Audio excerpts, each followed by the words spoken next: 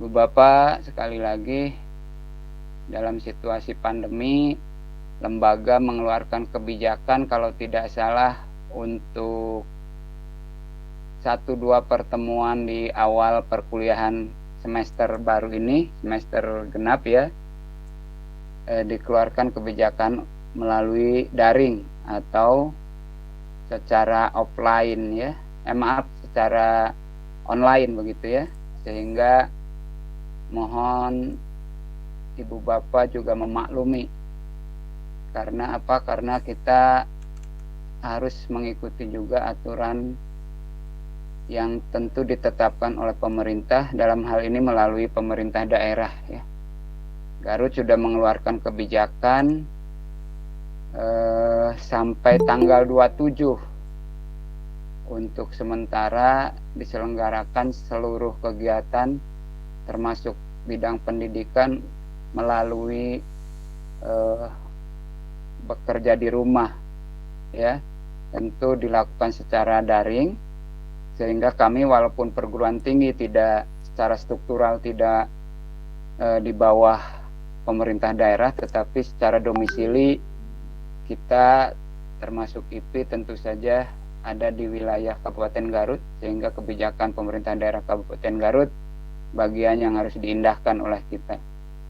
Mudah-mudahan ke depan insya Allah bisa secara tatap muka langsung ya, sehingga kita bisa lebih secara maksimal barangkali ya untuk bisa mengadakan pembelajaran perkuliahan, sehingga ini belum ada penelitian yang betul-betul akurat, tetapi secara observasi ya, beberapa pihak menganggap termasuk di jenjang pendidikan terutama sekolah dasar juga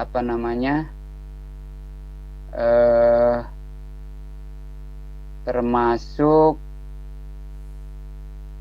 secara online itu di pendidikan dasar terutama SD itu sangat dianggap sangat kurang efektif begitu.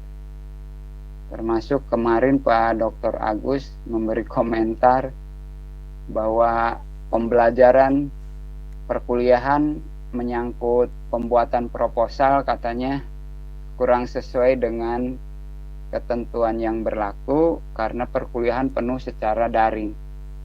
Ya, ada dampak untuk di semester 3 kemarin. Artinya tersirat bahwa pembelajaran secara daring tidak memberikan hasil yang optimal. Kurang lebih begitu ya dari beberapa observasi yang dilakukan.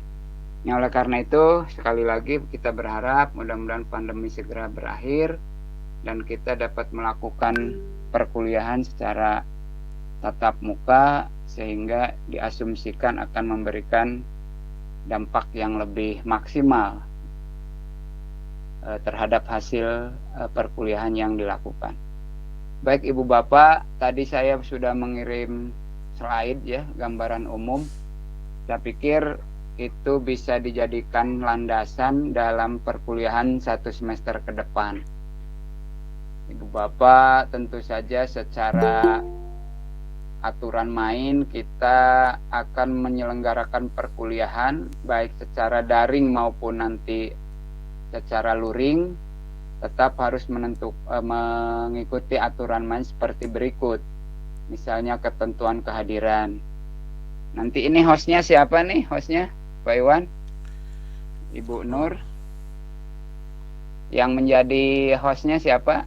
Yang tadi mengizinkan Google Pak Meet Iwan. masuk Saya siapa? Pak. Pak Iwan ya. Pak Pak Iwan Iwan, tolong Pak. nanti di save ya untuk kehadiran. Baik nanti mungkin secara manual disampaikan berapa orang yang hadir maupun secara bukti fisik hasil kamera atau hasil tadi untuk Google Meet ini ya, nanti bisa ada bukti kehadiran. Baik. Kemudian hasil belajar kita akan juga menggunakan kontrak perkuliahan, ada tugas-tugas. Saya dari awal mau menyampaikan informasi bahwa tugas nanti tidak perorangan lah. Mungkin polanya hampir sama dengan pada perkuliahan teori sastra mutakhir ya. Jadi ada tugas-tugas nanti insya Allah setelah UTS selesai, berikutnya berupa kajian hasil penelitian sekaitan dengan sosiolinguistik, lalu dipresentasikan oleh kelompok. Jadi bentuk tugasnya sekali lagi tidak perorangan atau individual, melainkan tugas kelompok. Nanti yang dijadikan landasan tugas yaitu materi-materi sudah disampaikan pada hari ini insya Allah sampai pada pertemuan ke-7. Nanti selanjutnya pertemuan setelah UTS itu berupa presentasi berdasarkan kajian atau penelitian sederhana dari topik-topik yang dibahas pada awal perkuliahan insya Allah sampai 7 perkuliahan ke depan. Contoh misalnya tentang konsep bilingualisme, konsep diglosia, kemudian interferensi, integrasi, dialek misalnya ya, sampai kepada Kreol, bahasa perdagangan atau pidgin ya. Nah itu nanti Ibu Bapak akan melaksanakan penelitian sederhana, lalu dibahas dan dipresentasikan untuk kelompok.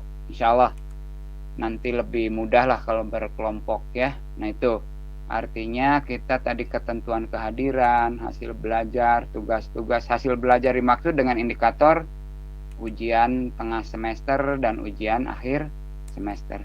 Supaya ada gambaran Ibu Bapak nih, kemarin mohon maaf ya hampir semuanya B ya.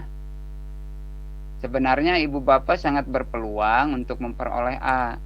Hanya di pasca seperti nanti Ibu Bapak lihat ya di pengantar saya ini ada ketentuan penilaian Ibu Bapak. Ini skalanya agak ketat. Saya menggunakan 2 skala ya. Yang 80 sampai 100 itu dikonversikan ke skala satuan menjadi 3,71 sampai 4 untuk memperoleh angka A ya atau nilai A. Itu kalau nilai ratusannya, puluhannya 70 sampai 79 itu dikonversikan ke 3,00 sampai 3,70. Ini B. Jadi posisi A itu di angka 3,71 sampai 4. Nah, ini untuk di pasca awas. Kalau di S1 posisi untuk memperoleh nilai A itu 3,51.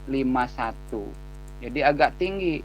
Sehingga kemarin sebenarnya kalau menggunakan kriteria di S1 banyak yang A ya. Hanya persoalannya kita menggunakan kriteria penilaian dengan skala yang ada di S2. Apalagi nih kriteria yang lebih ketat lagi berdasarkan aturan terbaru. Ini ingin A itu 3,75. Ya, ini pun baru kategori A+, A minus. Tentu kalau A-nya pada posisi 3,76 sampai 4. Hanya saya sudah menggunakan angka 3,75 itu A. Nah, untuk resep memperoleh A sekali lagi gampang Ibu Bapak, yaitu dengan cara secara aktif Ibu Bapak bertanya itu. Jadi insya Allah itu sudah perolehan jendol ya. Jadi perjendolan itu insya Allah sangat mendukung untuk bisa menambahkan nilai Ibu Bapak ya, bisa untuk menambah nilai Ibu Bapak. Mengapa? Karena itu saya sudah menjanjikan kepada Ibu Bapak, insya Allah termasuk dalam perkuliahan sosiolinguistik lanjut ini ya, insya Allah Ibu Bapak saya tetap gunakan kriteria untuk memperoleh nilai dari aktivitas Ibu Bapak itu 0,1 seper 10 ya. Ya, kalau Ibu Bapak kemarin yang terbanyak baru 8 atau 6.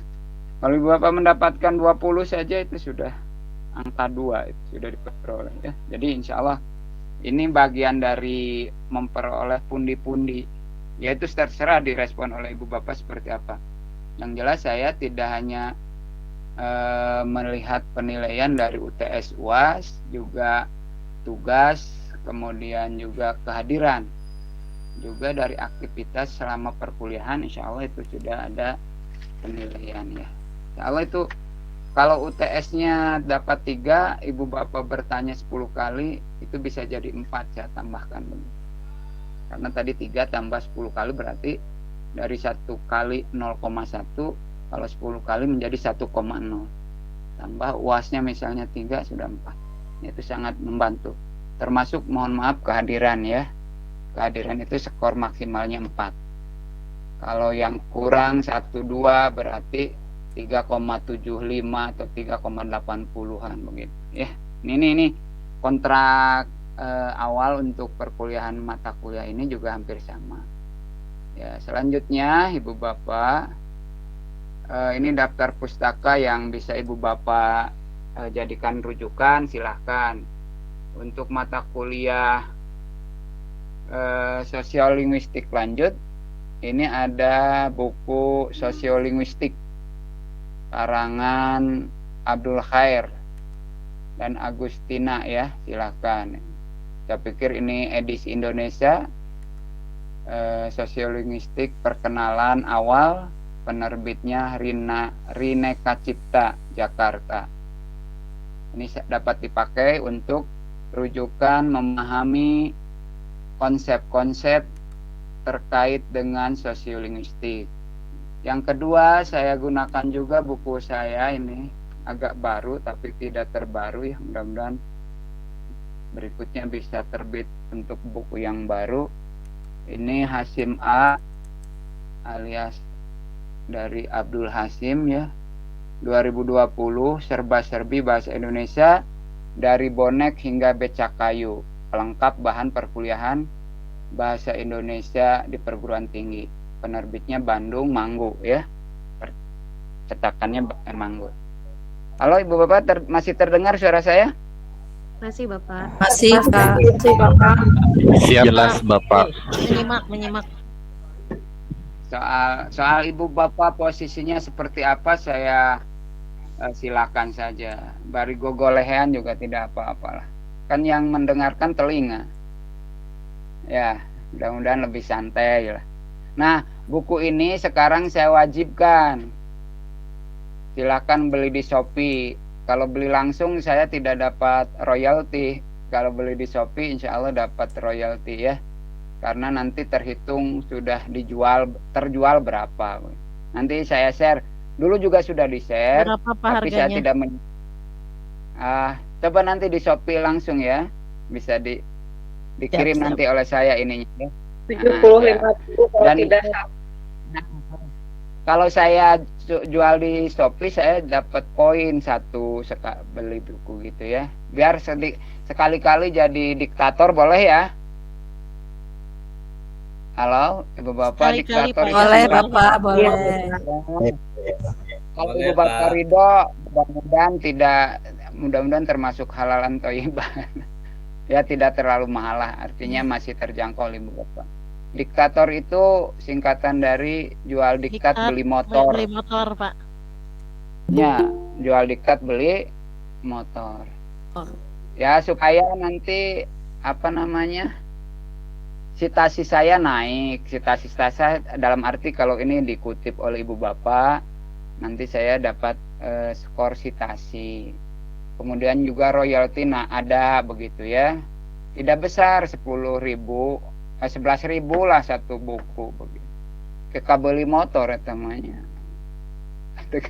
Kabeli motor. Tidak apa-apa, intinya mohon ini karena relevan dengan kajian kita ya. Jadi sosiolinguistik itu nanti dijelaskan terkait dengan 2 disiplin ilmu, yaitu sosiologi dan linguistik. Jadi kaitan antara kemasyarakatan dan bahasa.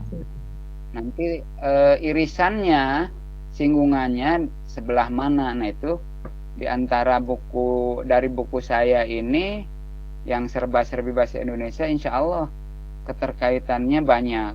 Sehingga saya dalam tulisan ini juga menulis terkait dengan pengembangan atau ya penyebaran bahasa Indonesia melalui pemain sepak bola. Ya, Ibu Bapak, sejak agak lama kita sudah memberlakukan liga profesional dan para pemainnya dapat berasal dari berbagai negara ya, termasuk dari negara Afrika ya, Nigeria dan sebagainya. Dulu ada nama Bekamenga. Ternyata dari beberapa lama ditinggal di Indonesia, mereka fasih berbahasa Indonesia. Siapa tahu kalau mereka pulang ke negaranya masing-masing juga sedikit banyak bisa berbahasa Indonesia dan menularkan di beberapa pihak di luar negeri. Saya pikir itu perkaranya bukan persoalan linguistik saja, bukan soal bahasa saja, tapi ada aspek-aspek kemasyarakatannya ya. Termasuk di sini saya menulis tentang bahasa Indonesia calon presiden. Nah, ke depan ini kemarin juga dalam Pilpres sudah ada wacana-wacana, bukan? Tidak hanya menguasai bahasa Inggris, juga harus fasih berbahasa Indonesia. Saya pikir ke depan harus menjadi salah satu kriteria. Dan yang sedang kita kembangkan oleh Badan Bahasa apa?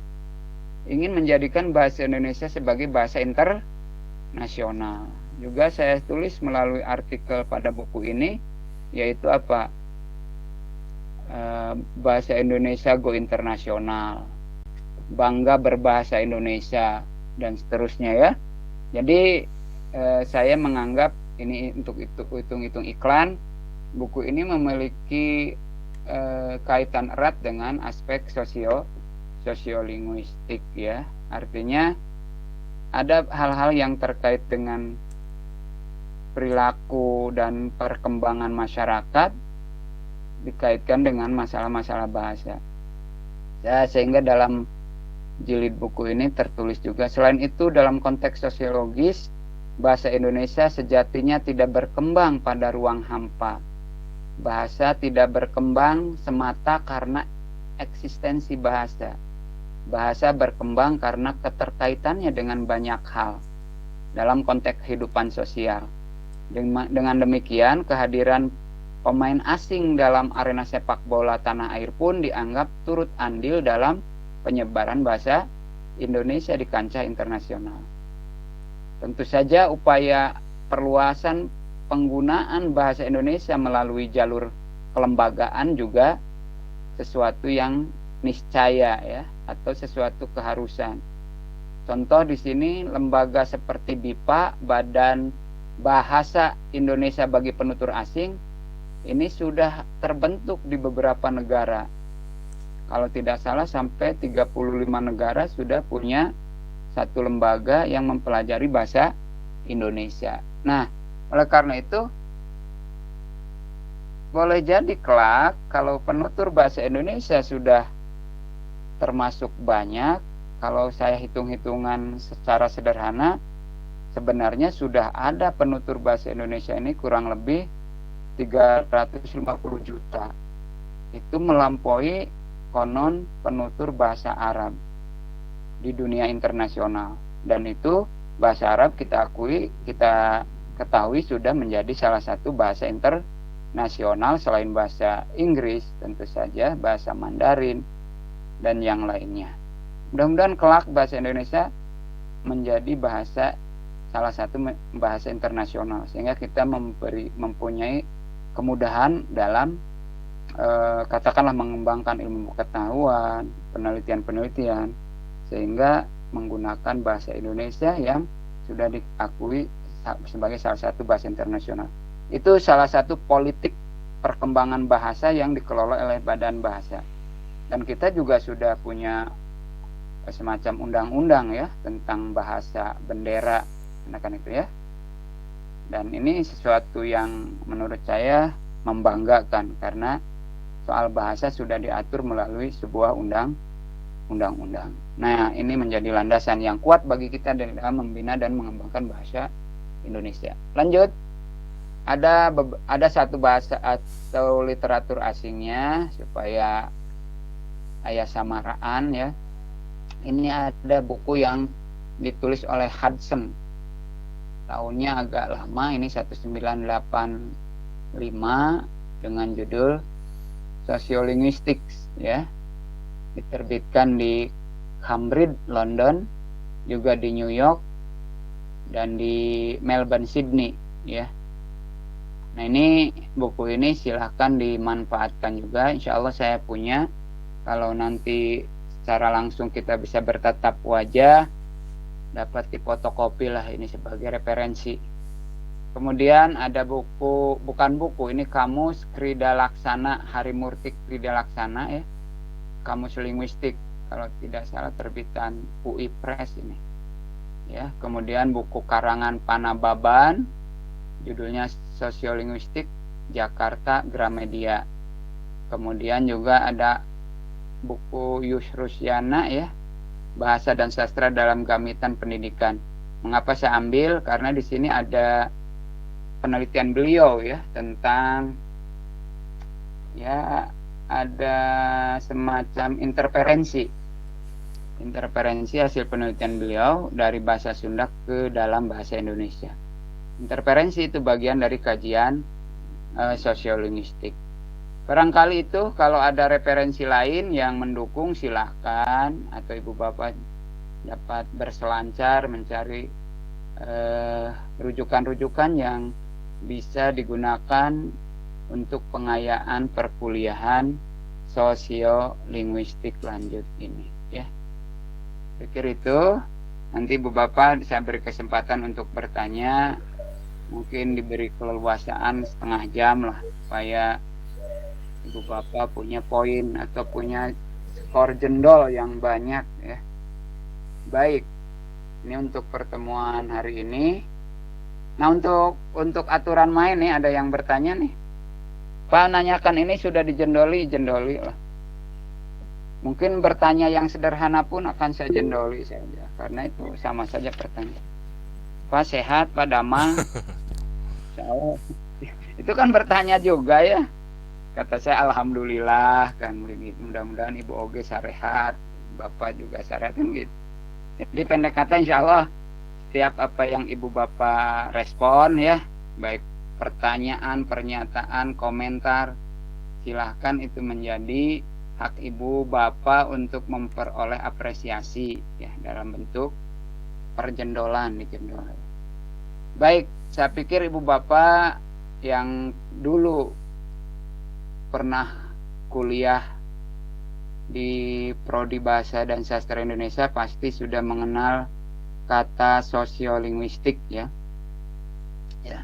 Ini supaya ibu bapak merasa tertarik, tertantang sekaligus apa ya, memiliki apresiasi yang tinggi. Coba ibu bapak nanti juga, ini sudah hangat ya situasi politik kita. Kira-kira kalau baliho ibu bapak cermati itu ada unsur sosiolinguistiknya tidak? Ada, Pak. Ada ya. Kan ada baliho-baliho yang biasa dipasang oleh para calon nih. Sebentar lagi tahun 2024 insya Allah sudah ada pilpres. Pasti yang berminat dan sekaligus pihak-pihak yang berkecimpung di dunia politik, baik untuk keperluan legislatif ya maupun eksekutif, sudah mulai memikirkan dari foto yang terbaik, kemudian kata-kata yang memikat dan sebagainya ya. Bu Bapak kan masih teringat waktu Pilgub ya, gubernur ada HD Heriawan Dede Yusuf kan begitu ya. Itu kalau dikaji secara sosiolinguistik bagus sekali. Mengapa begitu? Karena ini aspek bahasa mempunyai peran yang sangat strategis untuk kampanye. Ya. Ibu Bapak, pernahkah dalam spanduk tertulis pernyataan misalnya, jangan pilih saya. Ada, Ibu Bapak? Ada, Halo? Tidak ada, Pak. Tidak ada, Pak. Tidak ada ya? Tidak ada. Nah, saya Semuanya sarankan ingin nih Ibu dipilih. Bapak yang berminat. Iya, makanya kalau Ibu Bapak ingin mendapat perhatian sebagai calon legislatif anyar baru ya, kalau menurut saya selain foto Ibu Bapak yang paling bagus, tuliskan di bawahnya jangan pilih saya. Nah, Ada, Pak. Ada pernah menemukan itu, Pak. oh ada ya, justru Ada, Pak. dengan pernyataan seperti itu penasaran. punya siapa ya, jangan pilih saya. Nah ya, Ada. iya, jadi bagus apa? Seperti menolak dipilih, tapi sesungguhnya justru mendapat perhatian yang banyak karena kata-katanya aneh kan ya. Nah ini saya pelajari dari redaksi iklan rokok. Iya, iklan rokok kan ada, ya. Kan kita punya ungkapan apa? Merokok Ungkapan dan malu bertanya saat di jalan. Ya. Ada juga lebih baik tersesat daripada bertanya, kan gitu bagus ya. Ada yang berani begitu? Lebih baik tersesat daripada bertanya. Bingung kan ya, tapi seolah-olah mohon maaf ya, itu kontra dari sesuatu yang sudah lazim kita kenal. Ya. Lebih baik tersesat daripada bertanya. Padahal ungkapan yang sudah kita kenal, apa, malu bertanya sesat di kamar. jalan. Sesat di kamar. Malu bertanya sesat. Mah jadi terpancing saya, ada lanjutannya Ibu. Mudah-mudahan jangan dihafalkan ya, karena ini kurang etnis. Takutnya saya diajukan ini, Bapak ini termasuk dosen yang kekerasan seksual. Malu bertanya sesat jalan, sar titik-titik susah berjalan. Nah, itu jangan yang itu. Nah, jadi para penulis iklan rokok itu secara sosial linguistik sangat luar biasa ya, sangat luar biasa, sehingga adagiumnya, ungkapan-ungkapannya sering dihafal oleh penonton atau yang melihat, memperhatikan, apalagi iklan di televisi dengan gimmick batuk, lalu batuk Pak Haji, batuk Pak Haji, batuk Pak Haji, gitu saja sudah diingat ya, diingat. Nah, ini menarik untuk dipelajari dalam masalah mata kuliah yang sedang kita hadapi, yaitu sosiolinguistik ya. Malah saya pernah menulis sebuah artikel dengan judul apa ya, pilkada dan paku. Alah, aneh ya, pilkada dan paku. Karena setiap ada baliho, ada pamflet, itu kan sering dipasang di pohon-pohon dengan cara dipaku. Ini konon ingin jadi seorang pemimpin, niatnya bukan? Dengan menyebar pamflet, informasi kepada masyarakat, tapi tidak berpikir bahwa dengan cara memasang pamflet dengan dipaku di pohon, itu pohon menjerit. Menyakiti apa ya? Bukan menyakiti lagi, melukai. Melukai. Coba kalau kita melihat dari kacamata yang lebih kritis ya, seorang pemimpin yang ingin dipilih, yang kelak menjadi pemimpin, tapi tidak hirau dengan lingkungan. Ya, bagaimana kelak kalau dia membuat kebijakan? Dari sisi yang sederhana saja, kita bisa memandang dari sisi sosiolinguistik, oh itu berarti hanya lip service. Jangan-jangan hanya manis di mulut. Substansi nanti kelak kalau mengurusi rakyat tidak bisa teratasi ya. Masalah kecil saja lingkungan jangan mengganggu pohon. Ternyata dia paku dengan semena-mena, dihabak ku palu ya, pakuna nu panjang hampir 10 cm kan nyeriun. Ini dari sisi tertentu ini ada kajian yang menarik. Terus semua iklan dalam pilkada, pilpres dan sebagainya kan menyuguhkan apa? Menyuguhkan sesuatu yang semuanya indah. Janji manis. Ya, janji semuanya indah. Nah, dari kajian sosiolinguistik bisa ditelusuri itu sebenarnya, ya. Baik, belum akronim ya Bu. Nanti di buku saya insya Allah pada buku saya ada kajian akronim Ibu Bapak. Ya, akronim itu bisa saja sekali waktu menimbulkan salah paham. Contoh, saya pernah membaca tulisan Prof. Dedi, orang Unpad. Dia memberikan contoh salah satunya spanduk berjudul apa? Lebar-lebar itu di kampus. Judulnya apa? Bubarkan PIKOM. Itu akronim bukan? PIKOM itu Fakultas Ilmu Komunikasi. Lalu bubarkannya apa? Kebetulan itu Akronim mungkin. Buka bersama dan makan. Kebetulan banner itu dipasang pada saat Ramadan. Buka bersama dan Waktu makan. sama ya Pak. Bubarkan PIKOM ternyata kependekan dari buka bareng dekan PIKOM. Buka bareng dekan PIKOM. Jadi bubarkan PIKOM. Misalnya ya. Terus ada lagi akronim jagung muda menikahi istri muda. Ternyata bukan jagung muda nudi sayur. Jagung muda itu singkatan dari Jaksa Agung Muda Tindak Pidana. Kesananya mah bukan akronim, menikahi gadis muda mah asli gitu. Tapi jagung mudanya itu menjadi akronim. Coba Ibu Bapak, saya sampai menulis begini tulisan dengan akronim itu. Becak kayu dan pilkada ya. Ini yang sampai saya buat dalam judul. Dari bonek hingga becak kayu. Bonek mah kan ini bobotoh untuk kesebelasan Persibaya ya. Ini singkatan dari Bondo Nekat.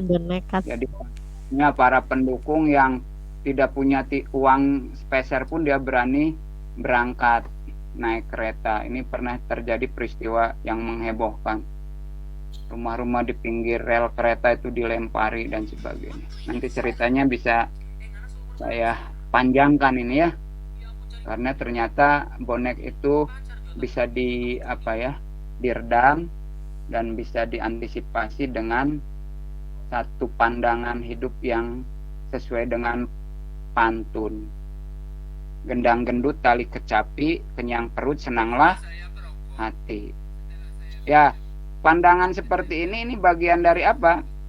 Awas Ibu Bapak memahami pantun ini kalau untuk bahan penelitian menarik. Harus ditinjau dari sisi apa? Filosofisnya. Gendang gendut tali kecapi, kenyang perut senanglah hati. Ini sebenarnya resep untuk para pemimpin tah. Nusok iklan kenwena baliho baragus teh. Kudu apal pantun gendang gendut tali kecapi, kenyang perut senanglah hati. Pesan utamanya apa? Agar para pemimpin mampu memberikan apa? Iya, sandang pangan, kesejahteraan. Atau kata seorang ahli menyebut dengan basic need. Ini teorinya Maslow ya. Basic need itu artinya kebutuhan dasar. Ternyata ini sudah dibuktikan saat terjadinya heboh bonek ngamuk dari Bandung sampai Yogyakarta karena kalah oleh Persib ya, mainnya di Bandung.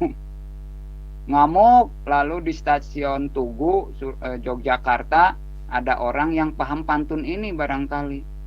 Akhirnya saya di dalam rangkaian gerbong itu seluruh penumpang bonek diberi apa? Nasi bungkus.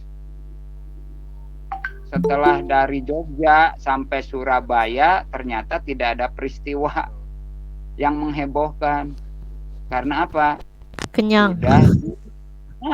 Sudah diberi nasi bungkus. Ini basic nih, kebutuhan dasar. Jangan-jangan bangsa kita sering demo itu karena apa? Karena basic need Tidak ada basic need.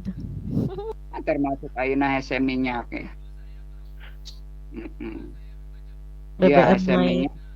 Dia kalah kudu ngatur suara azan. Ya, mohon maaf nih sedikit melenceng ke politik.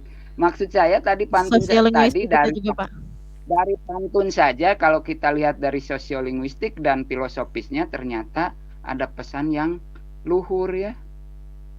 Gendang gendut tali kecapi, sudah hafal ini pantun ini Ibu Bapak? Iya, kenyang perut senanglah hati. Tugas para pemimpin harus mengenyangkan perut rakyatnya. Tong hara rese minyak oge. Baik. Nah, sampai becak kayu Ibu apa Ibu becak kayu itu apa? Becak kayu itu Bekasi, Cawang, Kampung Melayu. Karena ini jalan tol singkatnya selalu betul. Ibu Bapak kan coba semua jalan tol pasti dengan apa? Dengan akronim. Nah ini tren apa ini kira-kira orang Indonesia menyingkat-nyingkat? Ya. Coba kalau pada larang Cileunyi apa? Purbalenya ya. Ini maksud saya sengaja melihat dulu fakta-fakta bahasa ya untuk bisa memberi daya tarik kepada Ibu Bapak. Sebenarnya yang kita pelajari ini bisa menyangkut banyak hal dan Ibu Bapak awas, jangan khawatir tidak ada judul untuk tesis. Saya beri pancingan dari sekarang. Tersebar ya. Tersebar tesis. Kalau meneliti akronim saja sudah jadi tesis ya. Kemudian tadi meneliti baliho, redaksi-redaksi yang dipakainya seperti apa, itu juga bisa jadi bahan penelitian ya. Banyak ya Ibu Bapak. Termasuk bahasa-bahasa iklan. Ibu Bapak percaya dengan bahasa iklan? Halo? Tidak, Pak. Tidak. Kadang percaya. Biasanya ibu-ibu nusok percayakan iklan teh. Tidak pas. Itu Pak. Tidak Pak. Bukan, buktinya kan suka beli white lotion. Ya, pemutih kulit ya. Biar glowing Pak. Bisa glowing, inclong gitu ya. Iya. Kalau saya tidak percaya karena punya fakta ya. Betul dalam 2 minggu jadi nginclong. Tidak Pak. Tidak Pak. Tentu. Sekali-kali Ibu berkunjung ke Afrika. Ya, sekali-kali berkunjung ke Afrika. Tentu ayah white lotion, tapi anggar. Nah, itu bukti bahwa iklan itu persuasif, mempengaruhi. Tapi sesungguhnya faktanya tidak sedemikian benar itu. Nah ini cari sesuatu yang menarik. Oh bahasa iklan teh begitu ya ternyata ya. Coba ku bodrek saja ke kepala pusing 7 keliling, langsung jeknong ya. Kalau Ibu Bapak punya mah lihat iklan mah sajorel atau sadetik-detik aja, langsung bekerja lagi, jag-jag deh ya. Nah artinya ini memang mereka punya kepentingan agar laku, tapi kita dari segi orang bahasa jangan terkecoh karena kita punya analisis yang tajam tentang makna dari sebuah bahasa begitu ya. Baik, Bu Bapak, ini ada sebuah pemahaman awal yang harus Ibu Bapak pahami betul bahwa pengertian sosiolinguistik tidak lain yaitu gabungan dari 2 disiplin ilmu ya. Disiplin ilmu. Apa itu? Biologi. Sosiologi dan Kemasyarakatan dan bahasa. Ternyata persoalan-persoalan yang ada tidak bisa diselesaikan mutlak oleh kajian linguistik. Jadi seorang ahli bahasa sepintar apapun sebenarnya memerlukan disiplin ilmu yang lain. Ibu bapak misalnya, mohon maaf, ada yang pernah berkunjung ke SLB, ya taruhlah tunarungu ya kategorinya ya, Ada, Pak. tunawicara. Kira-kira bagi ibu ada sesuatu yang menarik dan ibu merasa punya kompetensi untuk meneliti dari segi kebahasaan? Ya, cukupkah oleh ibu saja ahli linguistik? Gagu itu disebabkan karena cenguping. Oh, maka ditelitilah orang gagu itu mengatakan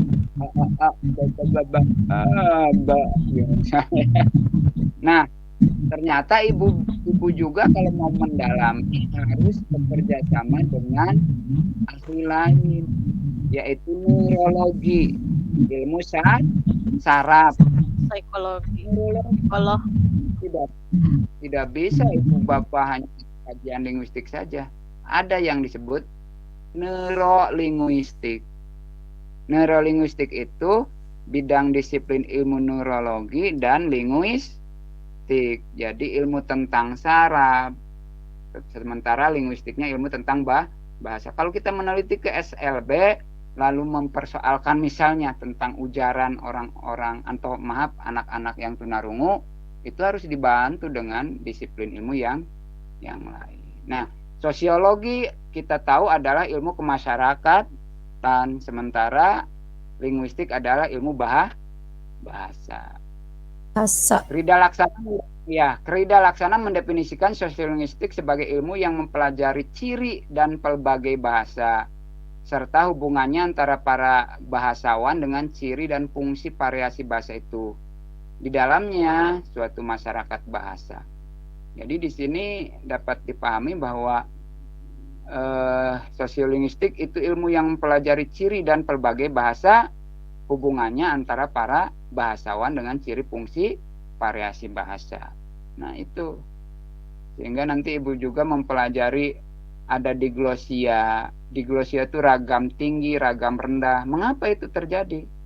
Karena bahasa digunakan oleh kelompok masyarakat tertentu, sehingga ada kategori bahasa tinggi, bahasa rendah. Ada yang menggunakan istilah bahasa baku, bahasa pasar, ragam pasar, dan seterusnya ya. Jadi itu. Kemudian di sini ada pendapat lain yang mendefinisikan sosiolinguistik sebagai pengkajian bahasa dengan dimensi kemasyarakatan. Kira-kira luas tidak kalau begitu? Mengkaji bahasa Ibu Bapak? Luas ya? Luas, Pak. Ya, luas dan lebar. Ya. Panjang. Tujuannya apa, Bu? Tujuannya apa? Tujuan kita mempelajari sosiolinguistik yaitu untuk memecahkan dan mengatasi berbagai masalah dalam masyarakat. Khususnya dalam kebahasaan, baik secara mikro maupun makro. Nah, kalau Ibu akan mengatasi masalah kelangkaan minyak, tongku sosiolinguistik itu mah. Ya. Tapi Bisa mungkin ada mungkin ada hubungannya tidak. Nah, kalau kelangkaan minyak Ibu kaitkan dengan sosiolinguistik, paling kita akan menganalisis tentang ungkapan, diksi atau frasa yang biasa digunakan kalau ada kelangkaan. Apa coba? Ironinya di negara yang berlimpah sawit gitu ya, Pak, tapi panjang tuh. Ibu panjang ting Bu Epa. Oh, panjang ting, Bu Epa juga satu dulu. Lumayan nih jendol Bu Epa. Minyak omikron, Pak. Minyak omikron. Pak, tidak divaksin tidak punya minyak. Tidak divaksin. Bukan. Tidak divaksin malah bisa ulin. Soalnya Pak kalau beli minyak harus pakai kartu vaksin juga. Oh, betul ya, so nggak apa-apa lah. Pokoknya Bu Perawati terus kenging jendol. Amin, alhamdulillah. Tapi maksud saya begini Bu, coba Ibu Bapak pernah mendengar kata tim menimbun? Pernah Pak. Pernah. Iya Pak. Ya. Ya. Pasti ungkapannya tim menimbun, ya, distribusi kan gitu. Nah, padahal mah ini ya sebenarnya ya ada nulicik ya. Ya, baik Bapak ya, banyak kalau mau dikaitkan dengan aspek kebahasaan. Ibu yang ungkapan tadi yang benar begini, vaksin punten ya, bisa salah.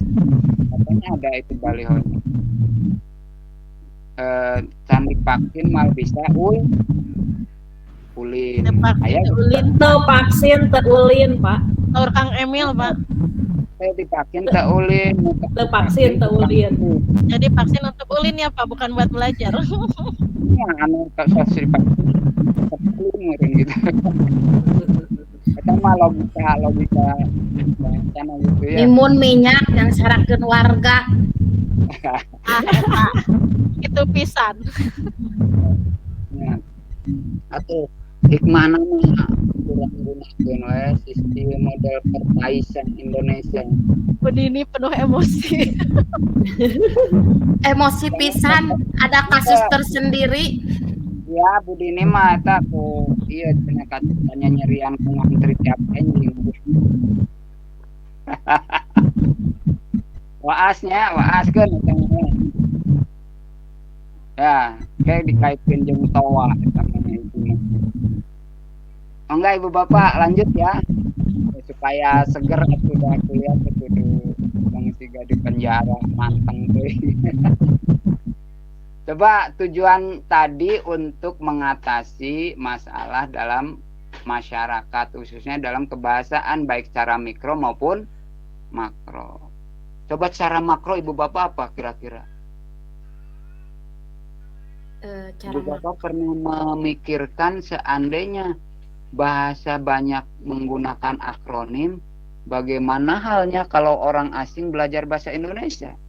Padahal bahasa Indonesia sekarang mulai diminati banyak orang asing. 35 negara sudah punya BIPA, bahasa Indonesia bagi penutur asing, ada lembaganya. Ternyata kita itu bahasa banyak akronimkan. Contoh jagung muda, padahal maksudnya jaksa agung tindak pidana. Sulit ya Bu ya, memahami akronim sulit. Ibu getos poho, yen bemo teh akronim, beca mobil, rudal ge akronim, peluru kendali, kan begitu ya.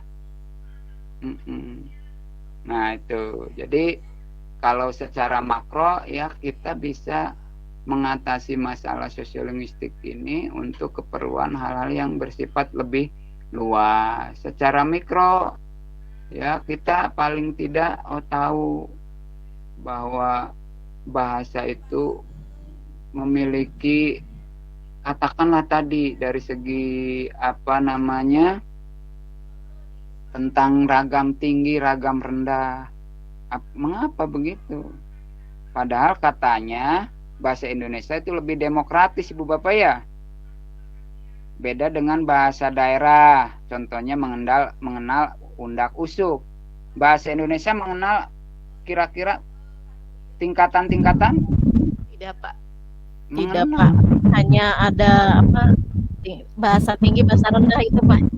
Ya, tapi sebenarnya ada juga yang kata yang memberikan nilai rasa mohon maaf ya, meninggal, mati, wafat, ya. Gugur. Modar untuk siapa? Bahasa Sunda ya? Iya Pak. Mampus Pak. Oh mampus. Anu resep tuang naon itu? Rewog Pak. Rakus. RW 06 rewok. Kita ge akronim. itu awas Ibu. Itu nama orang Profesor Ratna Willy Dahar. Ratna Willy Dahar kalau nanti dijadikan referensi harus dahar dulu ya. Ibu Bapak punten iya sekalian ilmu tentang sitasi tata tulis nih. Ibu mengutip pendapat dari buku Teori-teori belajar karangan Profesor Ratna Willy Dahar. Ada nama orang itu, saya tidak ngarang. Kan Ibu harus menulisnya lebih dahulu nama belakangnya. Nama belakangnya. Terus kalau disingkat seperti tadi Abdul Hasim, Hasim A. Untung Ibu manggis apa? Anak Abdul bukan Abah. Itu Abdas, Pak. Abdas masih akronim. Abdas Abdul Hasim disingkat Abdas. Atuh berarti dahar RW, Pak. Dahar RW. Aduh, nih kaci darwog nah itu dahar RW. Pak RW di dahar. Ya, itu kan jadi dahar, R titik, W titik. Kalau dibaca dengan bahasa yang agak lancar jadi dahar RW. Ya, sok dahar. Baca RW. titiknya Bu Dini. Ya, baik Ibu Bapak ya.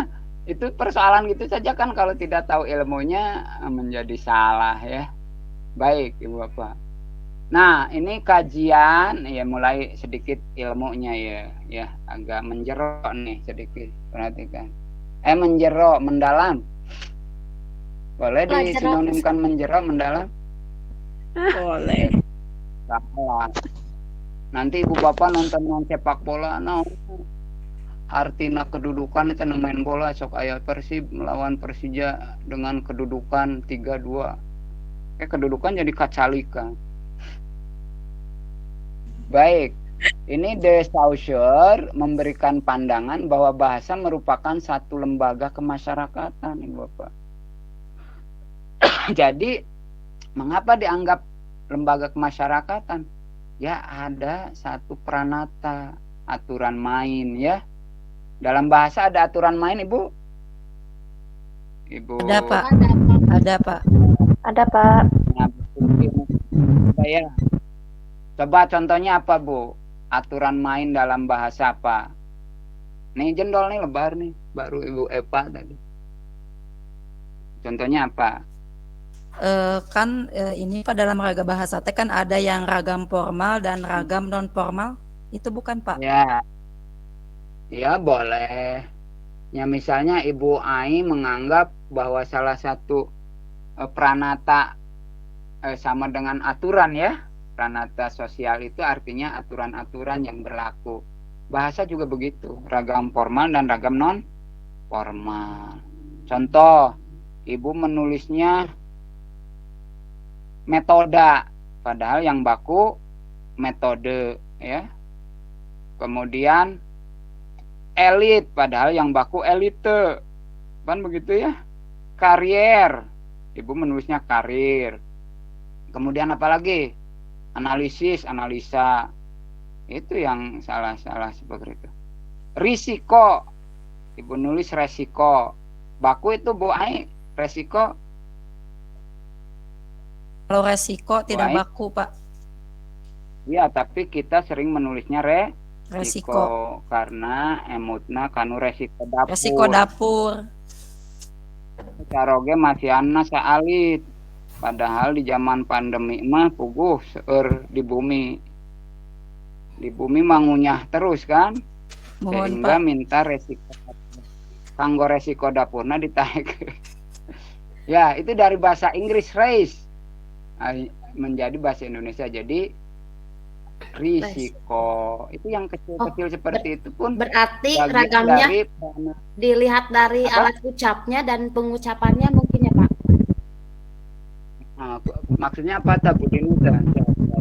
Kalau ragam bahasa itu dilihat dari alat ucapnya dan pengucapannya berarti kalau begitu ya Pak. Iya, karena bahasa Indonesia itu apa yang dituliskan itu yang diucapkan. Ya. Jadi beda dengan bahasa Inggris. Dibaca I, Iya, betul. ya. Iya, Pak. Iya. Bahasa Indonesia I. Malah ada panjang I pondok bahasa Inggris. Ya, gitu ya. Nah, baik. Sedikit lagi Bu, nanti disiapkan untuk pertanyaan ya. Mudah-mudahan pukul 10:50 sudah bisa selesai nih penjelasan saya. Jadi itu pranata di sana sama dengan pranata masyarakat, lebih mengarah kepada bahasa itu aturan. Jadi belajar bahasa itu kalau tidak dengan pola-pola aturan, maka itu akan menyulitkan pengguna bahasa.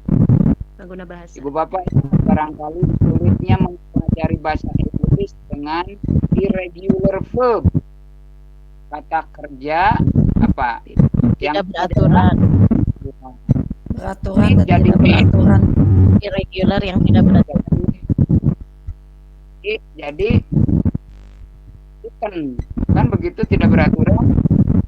Kalau yang beraturan tambah ed saja ya. Married, teh Menikah. iya sudah menikah. Kalau Mari Andayani misalnya menikah, maksudnya sudah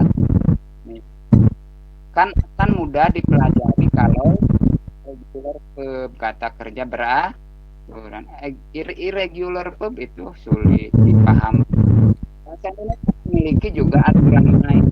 Contoh KPTS, kata-kata yang berponem awal KPTS itu kalau mendapat awalan akan mengalami peluh.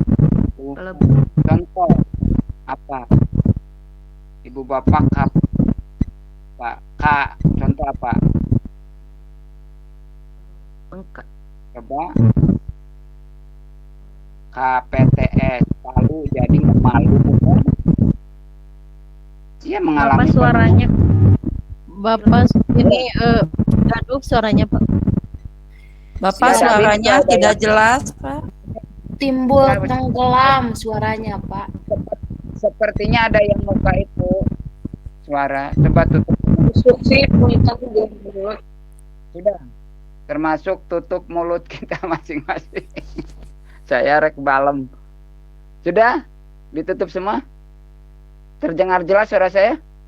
Jelas, Pak. Jelas. Tadi Jelas, Pak. Tadi ada yang on suaranya itu ya. Betul. Ibu Bapak, jadi apa namanya, bahwa tadi yang ditanyakan Bu Dini tentang apakah pelafalan itu yang menentukan baku tidak, iya. Karena bahasa Indonesia apa yang ditulis itu yang diucapkan. Kalau elite tentu menulisnya elite ya. Elite. Baik. Nah, maksud saya peraturan tadi KPTS ya, kapak mengapak, palu memalu, kemudian tusuk menusuk ya. S-nya apa? Sabit menyabit.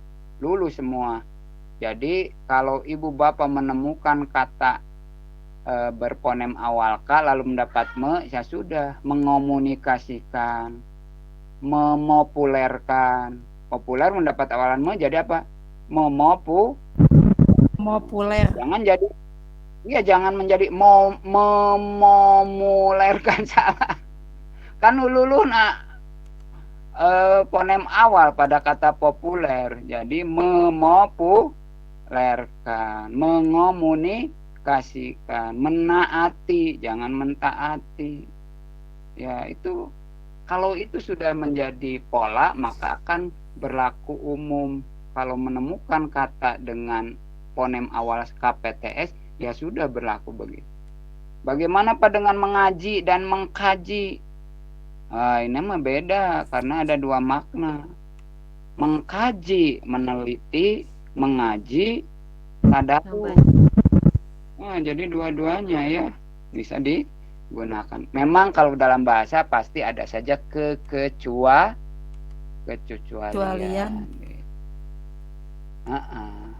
Baik, lanjut.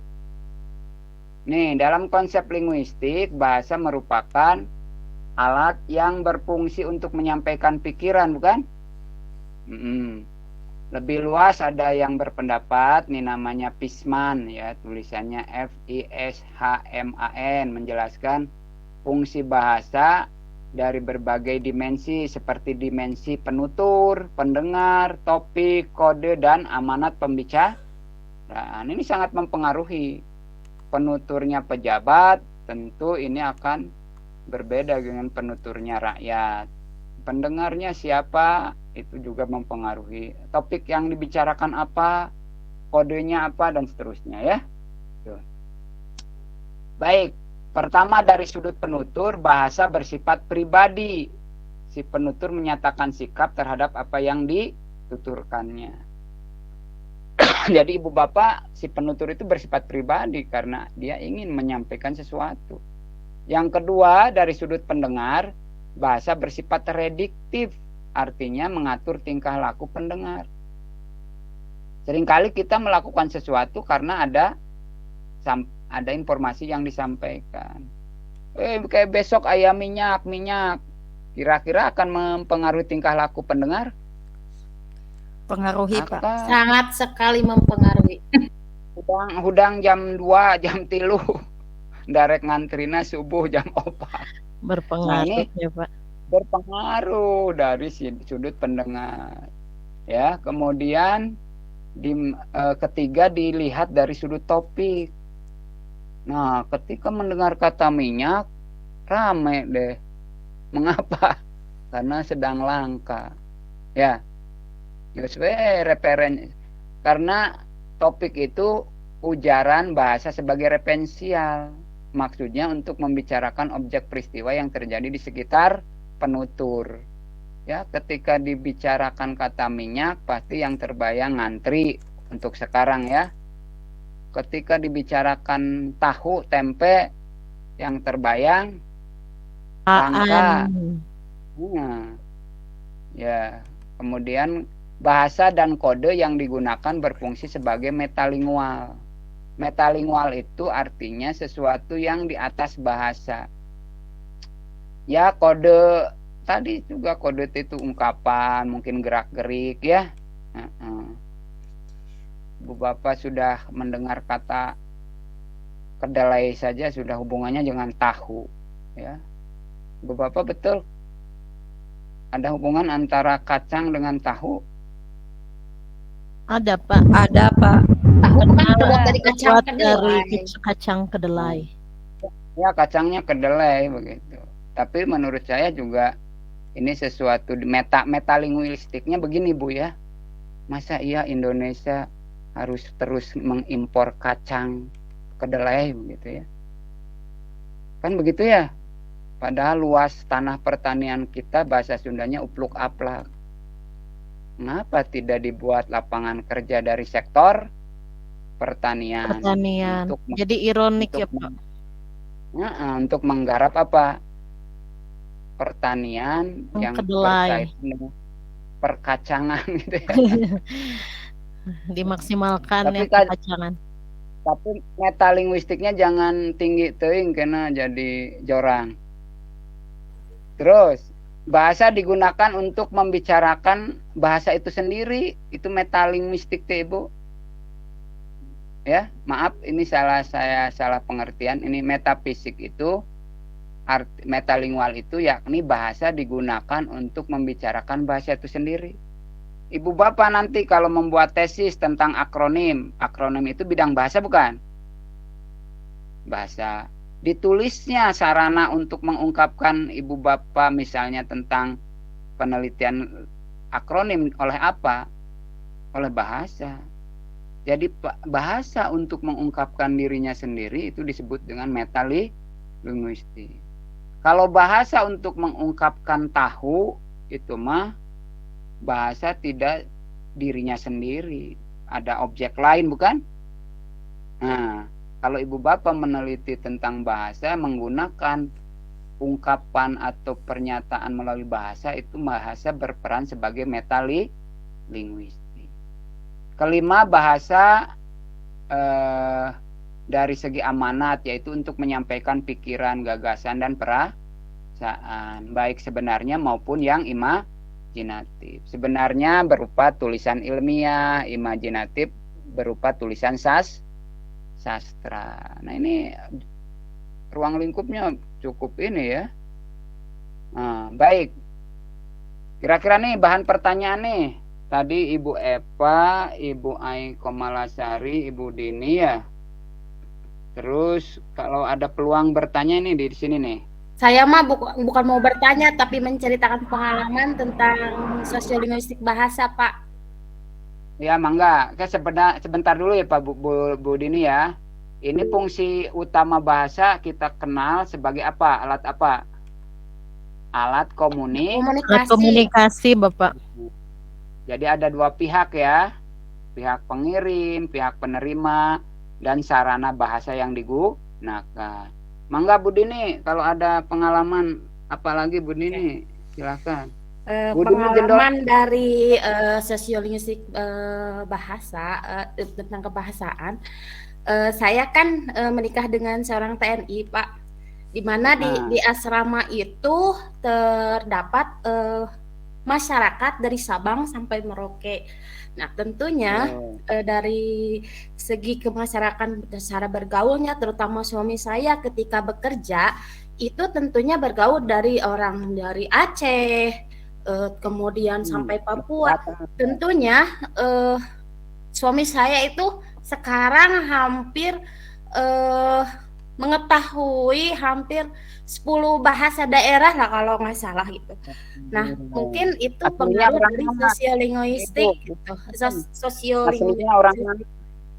Aslinya orang mana? Aslinya orang Sunda, Pak.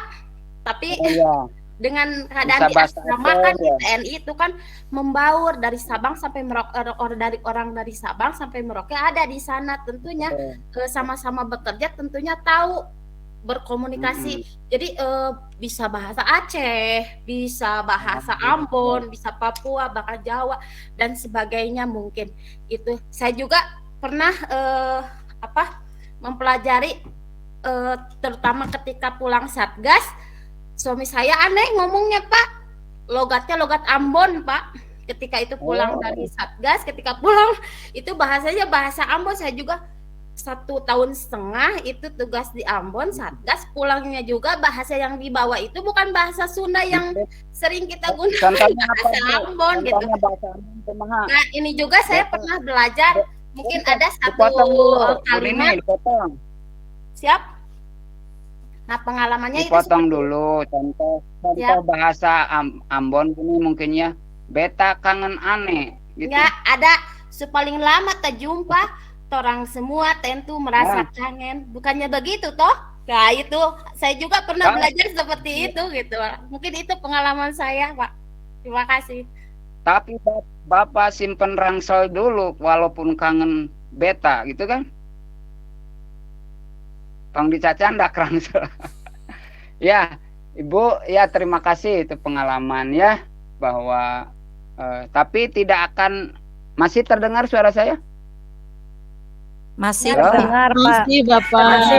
Masih jelas. Manfaatnya suami Ibu Dini dapat mempelajari dan menguasai berbagai bahasa daerah, sehingga beliau tidak akan salah paham kalau komandannya mengajak upacara apel pagi ya.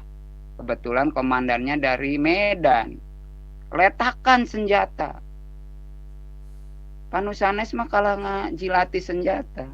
Perintahnya letakkan senjata. Kalau orang Sunda ya. Berarti itu masuk ke ragam bahasa ya, dengan alat ucap yang berbeda kan, Pak? Betul, itu berarti kajian sosiolinguistik. Bisa buat bahan tesis, Bu Dini. Ada perintah letakkan senjata, kalah ngajilati senjata.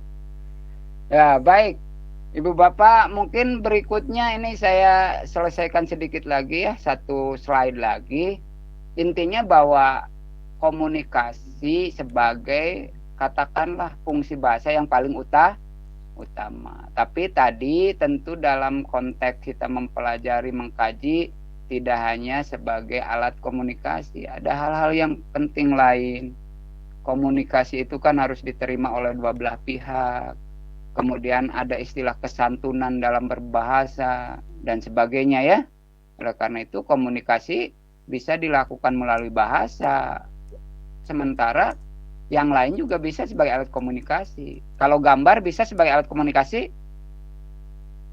Bisa, misalnya Bisa, Ibu Pak. Dini tadi ya sudah lama ditinggal, tidak ikut di asrama, bapaknya baru datang, pasti bisa saja memberikan kode melalui gambar ya.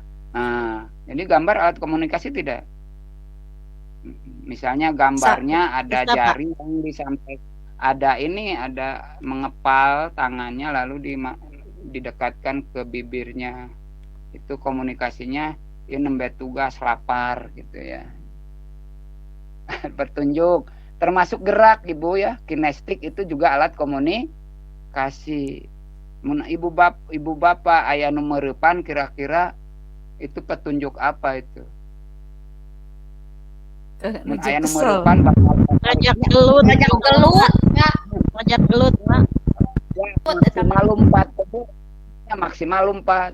Padahal dia mengepal-ngepalkan itu, dia genggam itu emas berlian. Ini untuk kamu, saya sudah lama tidak jumpa. Ayo orang ngalumpat, padahal rek mere emas berlian, kenging ti Ambon teh ya. Ya.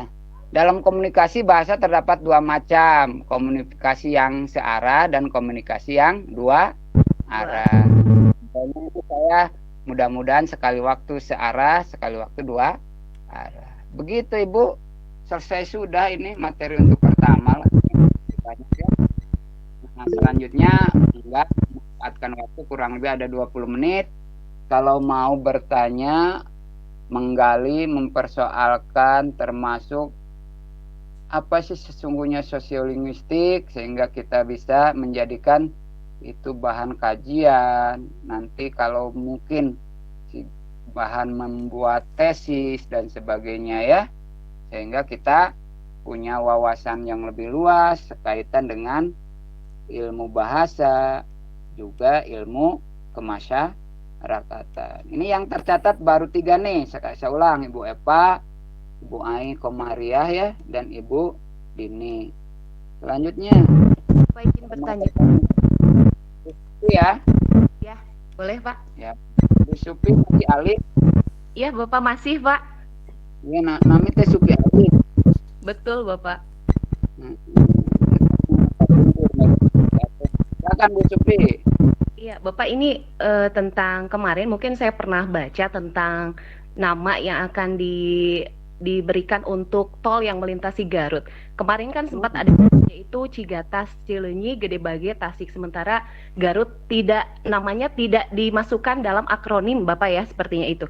Sementara kalau misalkan dilihat dari ukuran terpanjangnya itu Garut melintasi sekitar 37 sampai 40 km. Nah, pertanyaan dari saya, karena akronim ini sepertinya akan mempererat hubungan sosial di antara daerah tersebut. Ketika itu Bupati mengusulkan namanya jadi Cigatas, Cileunyi, Garut, Tasik. Nah, menurut Bapak, aturan-aturan ketika menamai menjadi sebuah akronim itu seperti apa nih Pak, sehingga akan mempererat hubungan sosial masyarakat di antara daerah-daerah yang terlintasi oleh jalan tol itu. Satu lagi Bapak, ini saya sangat penasaran dengan penggunaan emoticon Bapak, emoticon di WhatsApp. Sementara orang-orang kan kebanyakan tidak paham dengan simbol-simbol yang dimunculkan. Seperti kata ada, kalau kita mengatakan seperti gambar angel gitu ya, itu dimaknai dengan pusing. Padahal itu kan satu kebahagiaan, diibaratkan artinya bahagia gitu, kayak angel gitu kan, seperti itu. Kemudian kata Bapak tadi ada yang slogan tangan ngajak peureup, sementara kan itu ada arti lain seperti tos gitu kan Pak. Nah, kita mengetahui itu kan berhubungan juga dengan makna lain yang tidak diungkapkan secara kata-kata gitu. Makanya digunakan dengan simbol. Tetapi terkadang kita kurang memahami dengan arti dan makna simbol ataupun emoticon yang digunakan dalam komunikasi WhatsApp kita. Seperti itu Bapak. Terima kasih. Mulai dari atas ya. Iya Bapak itu. Cileunyi Tasik itu sudah bagus itu, akronim yang mewakili semua unsur, dan di dalamnya ada pemilihan suku kata yang konsisten. dari Cileunyi, berarti suku kata awal ya. Garutnya ga, ya. Lalu Tasiknya tas. Itu dari segi pola penyusunannya sesuai dengan kaidah yang bisa ditelusuri, yaitu Cileunyi, Garut, Tasik. Nah, itu. Saya pikir memang akronim ini kadang yang penting ada nilai rasa yang pantas ya. Coba kalau diambilnya suku kata akhir agak sulit. Cileunyi jadi nyi, ya. Garutnya jadi rut, jadi nyirut sik. Oh, nyirut sik. Nyai anu rada karirut, ya. Tersepuh jadi aya kesan. Siga singkatan teh siga ngarah ke sepuh orang tua nu geus karirut. Nyi rut sik. Nah, jadi sebenarnya memang akronim itu ada unsur selera ya. Ada unsur selera. Mengapa saya tadi sebut dalam buku saya beca kayu?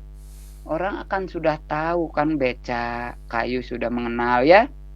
Padahal itu singkatan dari Bekasi Cawang Kampung Melayu. Tapi pas memang ya, suku katanya hadir semua ya.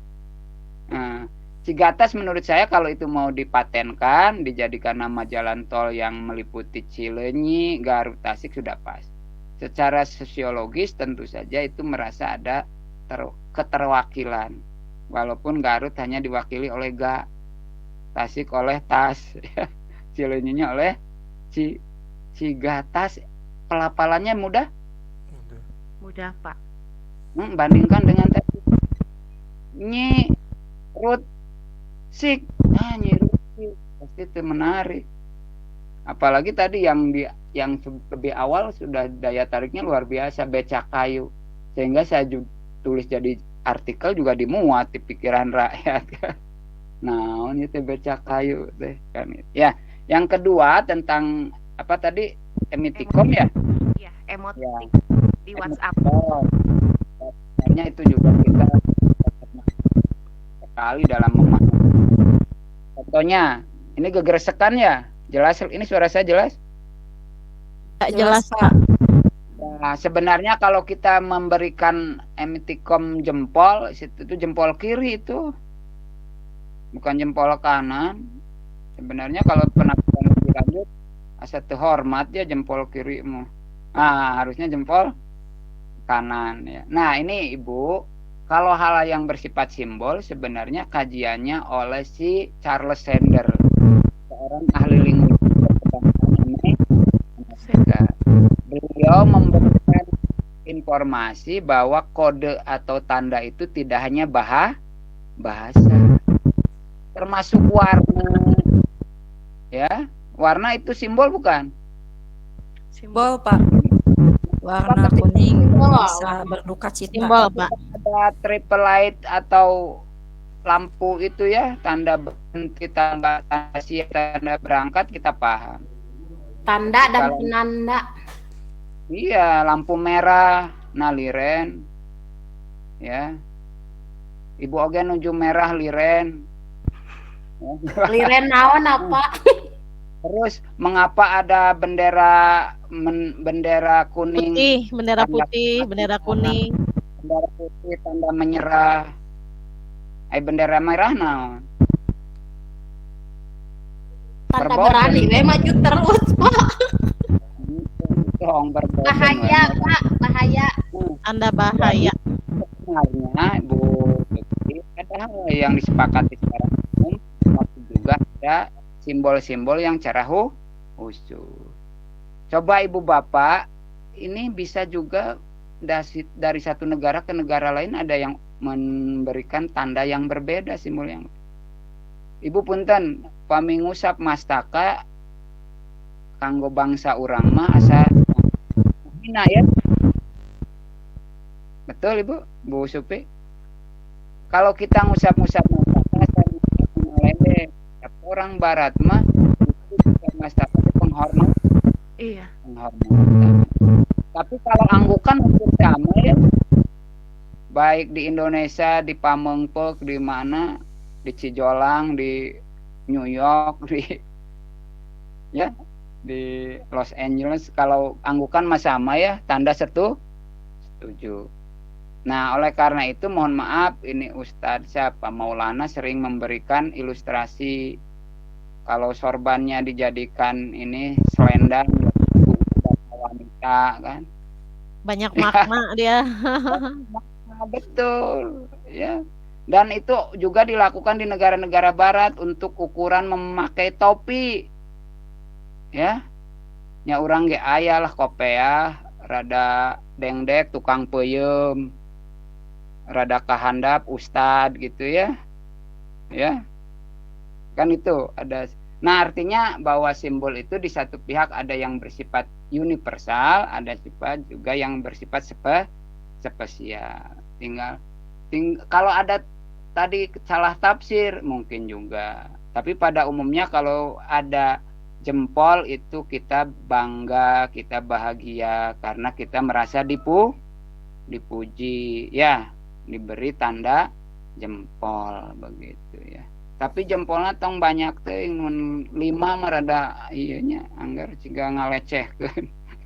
Aya jempol saking ku hebatna jadi 5 ngajajar jempolna dipanjang teuing. Ya. Cukup 1 2 tanda penghormatan. Baik, terima kasih Bu Supi. Kalau masih ada silakan, ada 2. Saya mau bertanya Pak, boleh Pak? Bunanya. Iya Pak. Ya, bunanya. Bu Supi, Bu Nani. Begini Pak ya, dilihat dari perkembangan zaman ya Pak, dilihat dari psikolinguistik itu bahasa yang digunakan oleh masyarakat itu yang dulunya misalnya dilihat dari kesopanan misalnya ya Pak, kan dulu misalnya kalau orang Sunda itu kalau Psikolinguistik atau sosialinguistik nih? Karena oh iya, ada sosial. Ya maaf Pak, maksudnya dilihat dari sosialnya ya Pak, dari yang keterkaitannya dengan bahasa itu.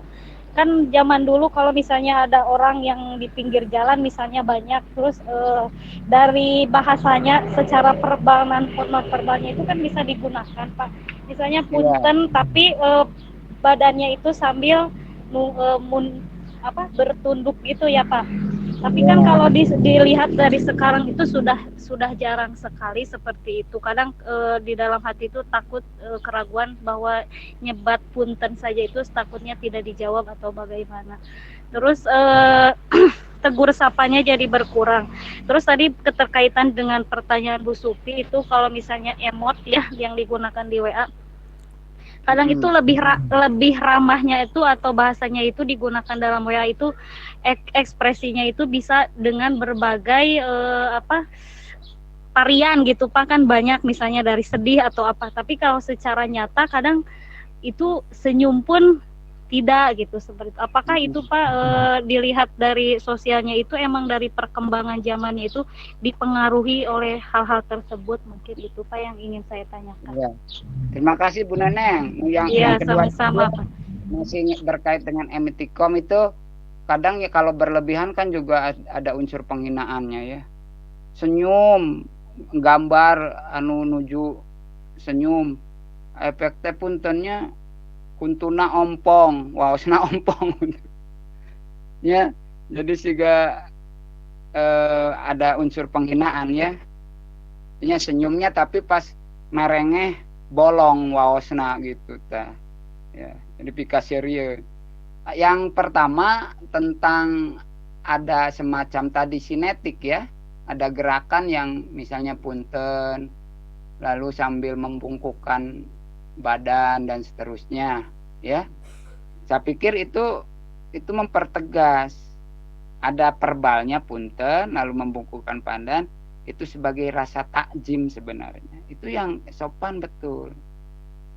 Tapi juga perbalnya kadang ditambah-tambahi. Punten Bu Haji, punten Bu Haji. Kita yang belum haji tersinggung, padahal mah itu amin amin saja. Hatur nuhun amin. Ya, sekarang ada apa ya? Ada di masyarakat begitu ya. Semua ibu-ibu, semuanya Bu Haji, amin. Semua bapak-bapak, semuanya Pak Haji. Ya, semuanya punten Bu Haji gitu ya. Bukan Pak Haji amin. Ya, mun aya nu ieu punten Pak Haji amin gitu. Ya, sebagai rasa apa? Rasa terima kasih saja. Ya. Tapi juga sebagian yang lain bisa saja mempersepsi, mohon maaf ya, ngaledek, ya, ledekan, gurauan ya, iya, habis itu tacan ka mana, kasuci Garut acan terus disebut haji, hajah, ya. Nah, saya pikir itu artinya verbal dan kinestik, gerak dan ucapan begitu ya. Bagus. Kan seringkali begitu. Kita juga suka punten sambil tangannya di apa? Ya, di apa ya? Di dada kita gitu ya. Punten, punten sambil di dua tangan disatukan. Kira-kira kalau punten bari merepan kumaha ta Bu Neneng? Punten bakal marah. Tidak nyambung. Tidak nyambung. Ya, sama jaka sembung bawa golok. Engko punten tapi bari merepan, ianya simbolnya ya. Ya, itu artinya barangkali juga orang itu tidak paham di satu pihak simbol dengan verbalnya, ya begitu ya. Tapi sejatinya memang kita juga tidak tahu persis makna dari bahasa yang diucapkan, ya. Mungkin kita mesem-mesem hatina madongkol, mungkin bisa. Apakah senyum kita tulus? Nah, ini Bisa yang jadi, sering Pak. yang sering didakwahkan oleh Agi. Kalau hati kita bersih, insya Allah senyuman pun tulus. Nah, itulah yang dikehendaki ya, sehingga berpahala begitu. Jadi memang sebuah simbol mereferensikan, merujuk pada suatu makna, tetapi apakah itu menunjukkan makna yang sesungguhnya itu relatif. Tapi paling tidak tadi seperti yang Bu Supri persoalkan, apakah ada makna universal dari sebuah simbol? Ada yang universal, ada yang bersifat tertentu ya. Satu lagi mangga Bu Neneng, tos tercatat, saya ulang, Bu Eva, Bu Ani, Bapak Abdi, Bapak mau bertanya. tersak memang enggak? Gitu. siapa lah? Bu Eva Mata, Bu Rinrin. Bapak mau bertanya. Dari Bu Rinrin ya? Iya. Bu Rinrin ini bagus nih ininya, pakaian seragam. Enggak Bu Rinrin. Begini Bapak, tadi Bapak menyinggung sedikit tentang diglosia ya. Ada ragam tinggi dan ragam rendah. Pertanyaannya adalah, adakah contoh diglosia dalam masyarakat yang sedang sekarang ini terjadi dan bagaimana pengaruhnya gitu dalam masyarakat? Apakah itu bisa baik, negatif atau positif begitu? Karena saya kurang begitu paham gitu tentang diglosia ini. Begitu Bapak. Betul.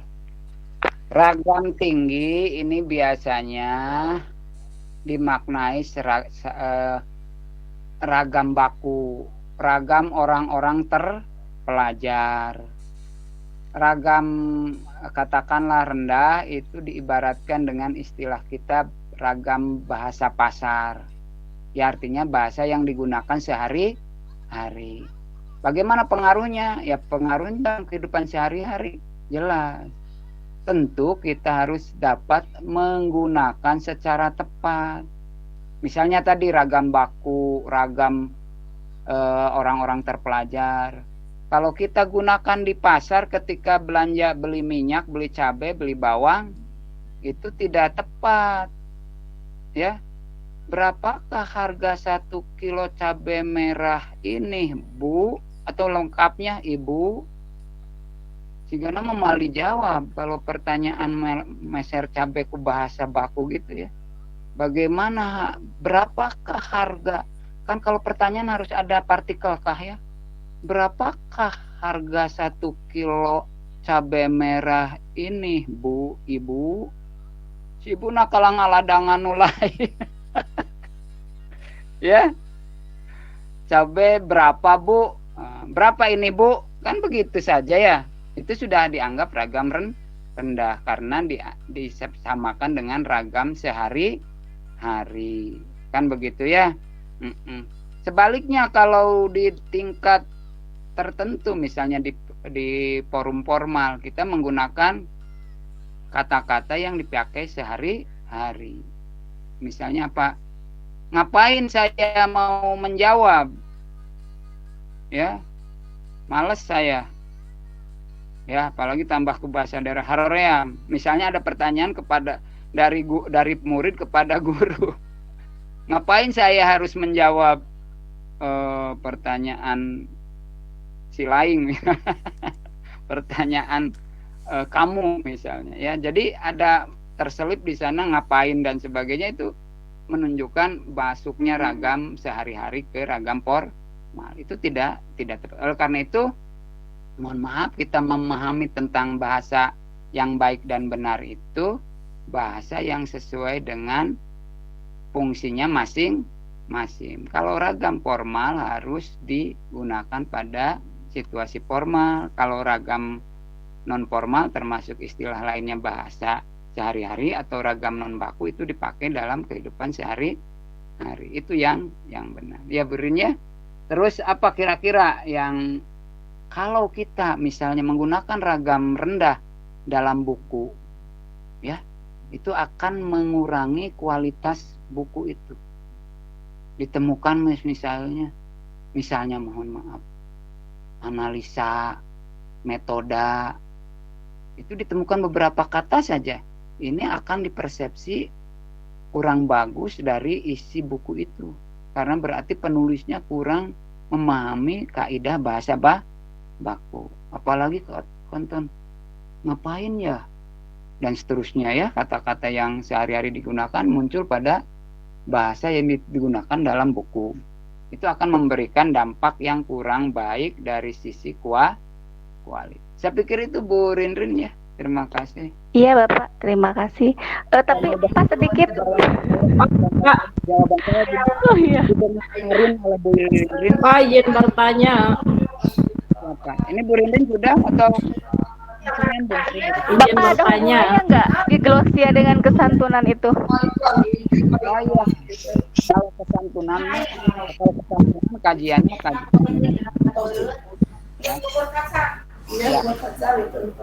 Ada singgungan. Sebenarnya kalau kesantunan kan itu kajian-kajian wacana. Kalau tadi tentu saja bisa dikaitkan ya. Mangga, yang lain satu lagi tadi kalau mau muncul silakan. Bu Dewi. Ya, Pak Iwan tolong. Dewi Pak. Ya. Ya, mangga Bu Pak, Dewi. Satu saja pertanyaannya Bu Dewi ya, 1 menit terakhir mangga. Siap.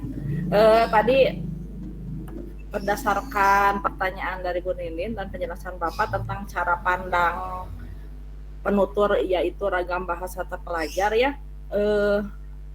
Sementara kan dengan adanya istilahnya gaduh ucapan gonggongan anjing yang disamakan dengan azan, kemudian pernyataan Artelia Dahlan itu kan merupakan orang-orang yang terpelajar ya Pak ya, yang di ini.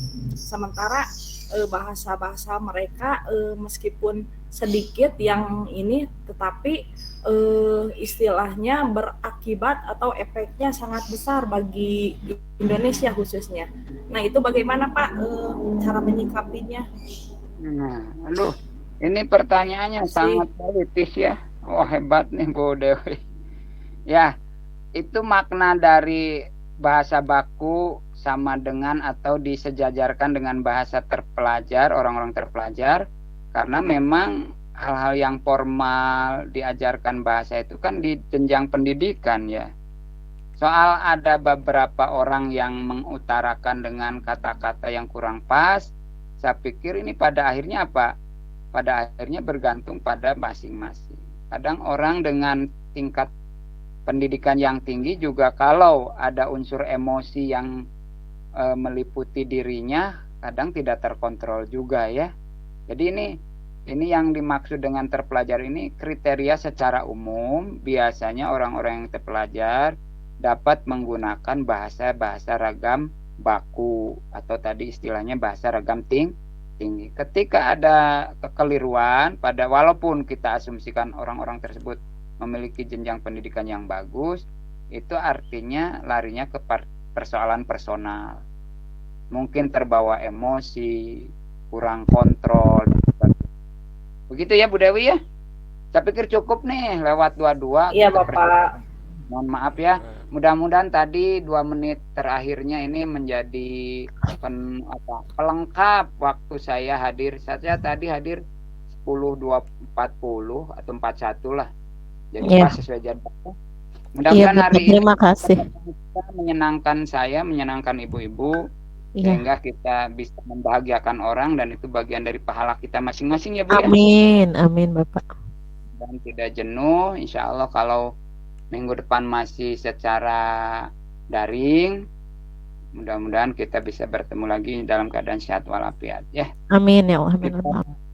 Kalau ada ya Rabbal Alamin. berkenan, dan jangan juga dijadikan pegangan kalau ada kata-kata yang tidak bermanfaat lah gitu. Buang saja sehingga kita betul-betul memperoleh ilmu yang bermanfaat. Kita tutup sebagai rasa katakanlah dosa kita kalau ada pernyataan yang tidak membuat kita memperoleh pahala, dengan ucapan atau dengan iringan doa subhanakallahumma wa bihamdika subhanakallahumma wa bihamdik asyhadu an la ilaha illa anta astaghfiruka wa atubu ilaik. Kalau ada kebenaran mudah-mudahan itu bagian dari pahala kita. Kalau ada kekeliruan mudah-mudahan Bapak memaafkan dan Allah mengampuni ya. Wallahu a'lam bishawab. Hanya Allah yang benar. Ilmu kita sangat terbatas, sangat sedikit. Apa yang saya sampaikan barangkali juga pengalaman sedikit, dan Ibu Bapak sampaikan juga menjadi ilmu bagi saya. Sekali lagi terima kasih atas kerjasama Ibu Bapak. Saya doakan Ibu Bapak selalu dalam keadaan sehat dan lindungan Allah Subhanahu wa taala. Allah barik lana